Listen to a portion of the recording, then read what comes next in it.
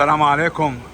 معكم اخوكم عماد في جولة تانية، والمرة دي في محطة جاز او بنزين واوا. ده عبارة عن سوبر ماركت، انا اتكلمت عليه قبل كده بس احب اتكلم عليه تاني لان في حاجات جديدة حصلت.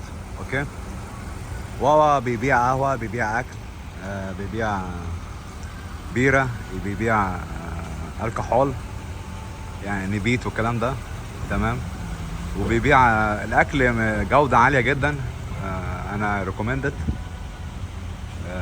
ورخيص وكل حاجه. النوع الجديد بقى في واوا دلوقتي انك انت ممكن تحط البنزين عن طريق التليفون.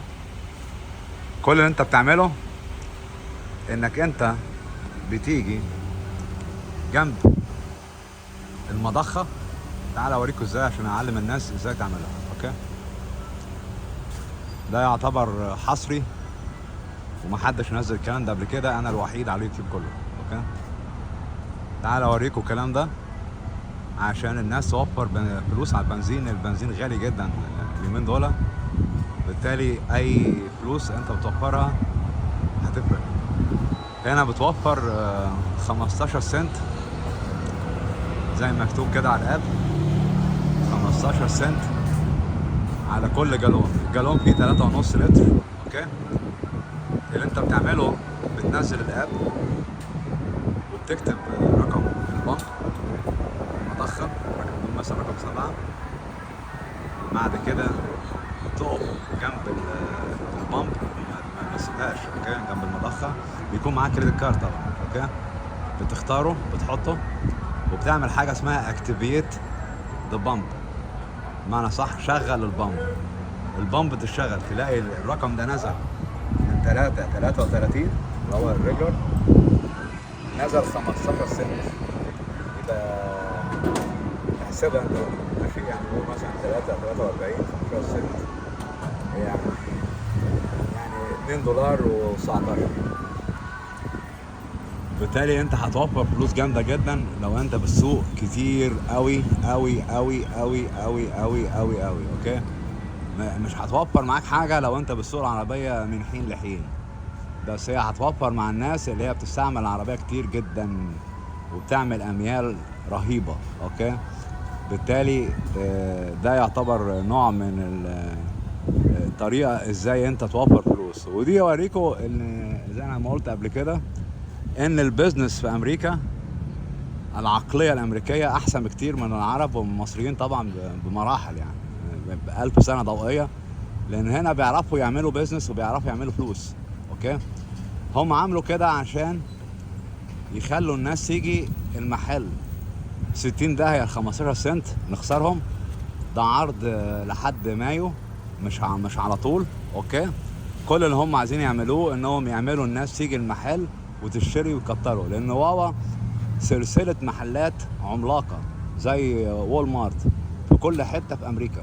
يعني هنا واوا ده في كل حتة. ماشي. اوكي، بالتالي هم يهمهم جدا الناس تيجي وما يهمهمش اذا كان يدوا حاجات ببلاش كمان. تخيلوا.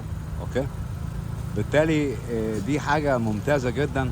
اتمنى الناس تخلي بالها منها لما تيجي امريكا عشان تعرف توفر الفلوس. اوكي، وحاجة تانية كمان، لما تيجي تشتري قهوة، تمام، ما ترميش الكوباية. هقول لك ليه. انت بتدفع في الكوباية كام؟ $2 صح؟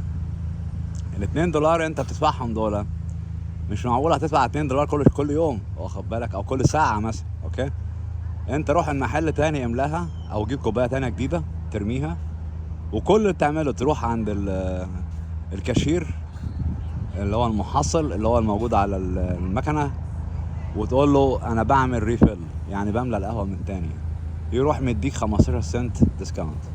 15 سنت ديسكاونت لو تحسبها انت تشرب القهوه مثلا في اليوم 3 مرات، ده 30 سنت. 30 سنت في 30 ده $9.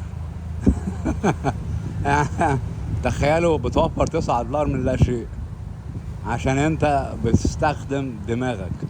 العالم بقى الاغبياء ما يهمهمش والكلام ده، يا عم القهوه $2 يا عم الكلام ده.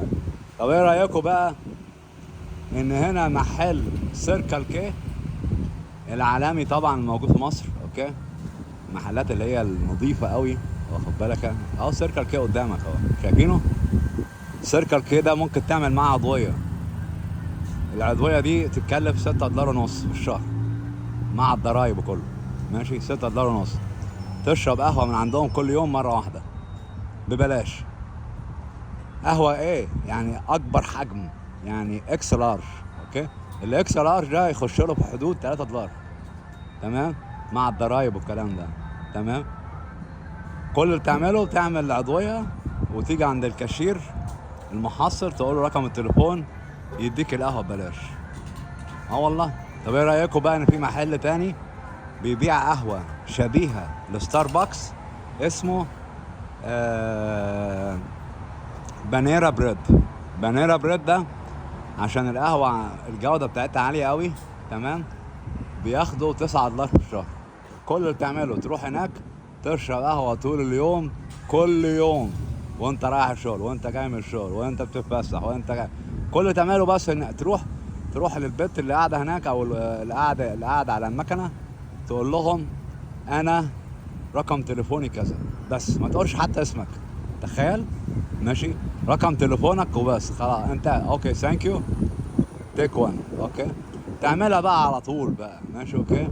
وبقى ايه، اول ما تعملها مره واحده، ماشي؟ يعني بتجيب كوبايه القهوه مره واحده. هقول لكم على حاجه بقى مفاجاه، يعني الناس ممكن يجي لها حاله ذهول.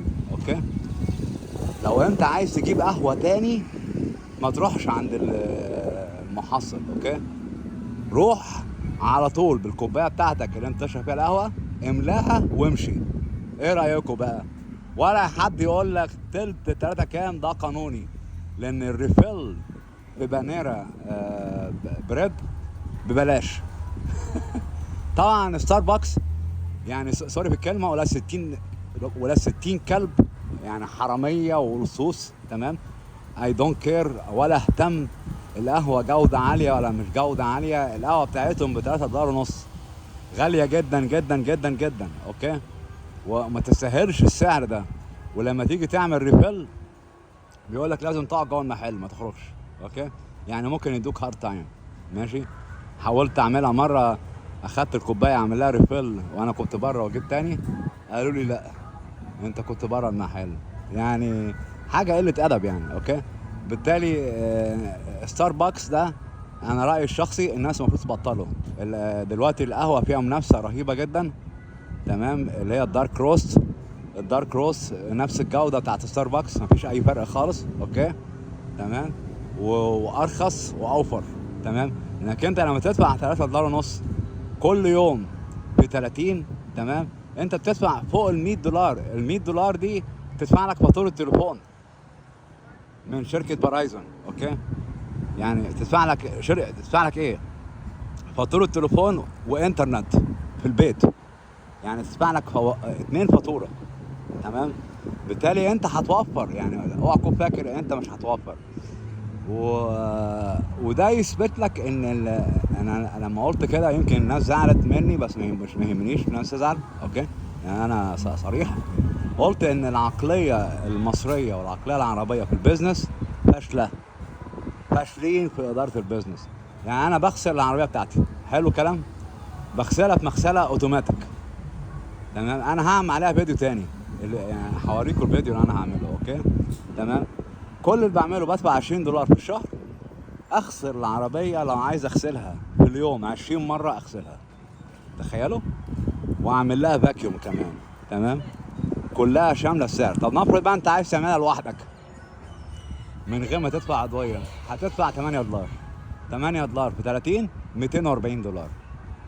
يعني جاد بليس امريكا مان، ماشي كده؟ اللي هي امريكا اللي هي مش عاجبه بعض الناس، بتوفر فلوس بالهبل للناس يعني. اوكي، بس الناس مش واخده بالها ان في توفير فلوس يعني، تمام؟ واتمنى يا جماعه يكون الفيديو عجبكم، وربنا يستر على المرحله الجايه، لان اسعار الجاز بتغلى شويه، هي نزل شويه مش زي الاول يعني. اوكي، بس ولو برضه يعني التضخم ده عندنا حاجه يعني 60 في 70. اللحمه بقت غاليه، الفراخ بقت غاليه، معايا البيض بقى غالي، ايه القرف ده؟ والله ما كان غالي. يعني انا ميزانيه الاكل دي يعني زمان كنت بصرف في الاسبوع $100، دلوقتي انا بصرف $200 في الاسبوع على كلام فارغ. اوعوا تكونوا فاكرين بجيب حاجات كتير، يعني حاجات هبله كلها عبيطه يعني. اوكي، $200 يا جماعه. تمام. والبني ادم لازم ياكل، لو ما اكلتش يعيا. بالتالي انت مضطر تصرف الميزانيه دي في امريكا، اوكي، عشان تعرف تاكل. اوكي، الا اذا بقى تاكل بره. يعني انت لو اكلت بره هتصرف في اليوم حوالي $15. يعني لو انت ماسك نفسك يعني، اوكي، $15، $450. متهيألي احسن، اوفر كمان. انا بعمل كده دلوقتي حاليا، باكل بره يعني. اوكي، لان لقيت الاكل بيكلفني كتير جدا. انا بخش ب $800 في الاكل. ليه يعني؟ ليه $800 يعني ليه يعني؟ يعني $800 ليه يعني؟ ما ان شاء الله عن الواحد ما ياكل. اوكي، بالتالي ايه، انا بجيب بس احيانا اكل بره سندوتشات ولا كده. مصاريفي اليوميه يمكن $15 حاجه كده. القهوه طبعا بلاش، انا بعمل عضويه. اوكي، بالتالي انا ما بدفعش مليم احمر في القهوه غير العضويه شهريه بس، فقط لا غير. اتمنى يعني يكون اخوكم عماد عجبكم، وانا بنزل حاجات يا جماعه والله العظيم. انا المفروض يكون عندي اليوزر او السبسكرايبر الموجودين على القناه بتاعتي تكون فوق 1000، بس ما اعرفش، يمكن الناس مش عارفه القيمه بتاعتي يعني لسه حاليا دلوقتي. تمام، والسلام عليكم ورحمه الله وبركاته.